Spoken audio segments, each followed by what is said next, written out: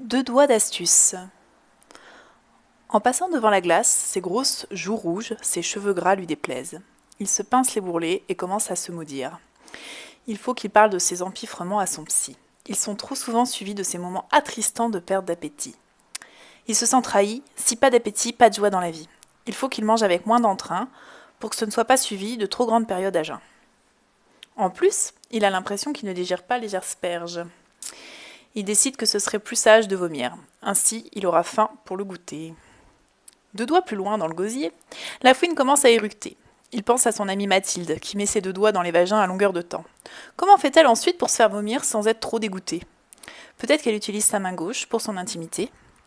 Vomir en pensant à elle, quelle offrande il vient de lui faire. Il se lave les mains et lui envoie un message. La grosse. C'est pas dégueulasse de fourrer des vagins toute la journée et ensuite de te les enfoncer dans le gosier? Je me demandais. La réponse le déçoit. Toujours moins que de croquer du caca.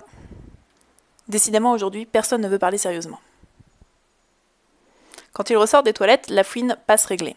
Il demande une note et une facture. Ne pape déflétrie lui tend un ticket. Plat dessert offre découverte 200 x 8 égale 1600 euros.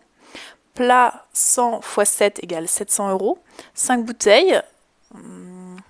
Rogne de Bourgogne 80 x 5 égale 400 euros. Supplément dessert 3 x 50 égale 150 euros. Total 2850 euros. Quentin vous espère satisfait. À bientôt. La fouine est prise d'un vertige. Les oreilles bourdonnantes, il tente une division par 8. Voyons, 2850 divisé par 8. Est-ce que ça dépasse les 100? C'est sûr que ça dépasse. Il prend son téléphone. Ne pape dégueulasse se méprend sur son geste. Vous réglez avec votre téléphone? Non, je refais l'addition. Lugras tape fébrilement 2850 moins 800. 100 euros étant le maximum par tête autorisé dans sa boîte. Il a un petit cri d'horreur. Il va devoir appeler son père. Il cesse de respirer, prend sa carte bleue et adresse une prière muette à Ophélie, sa banquière, qui lui a déjà évité 2 fois l'interdit bancaire. Il compte sur elle pour appeler son père, qui sont dans la même banque. Le miracle a lieu, ça passe. La fouine respire, pas de déconfiture.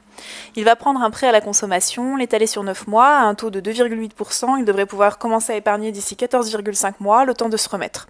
Au moins, il rembourse son père d'un seul coup. Le voilà sorti brillamment d'affaires et c'est le cœur léger qui escorte le petit groupe jusqu'au bureau de sa boîte. Il en profite pour mettre un commentaire sur Google. À éviter, si attablé n'est que bénéfice, vous êtes malade et vous avez faim en sortant.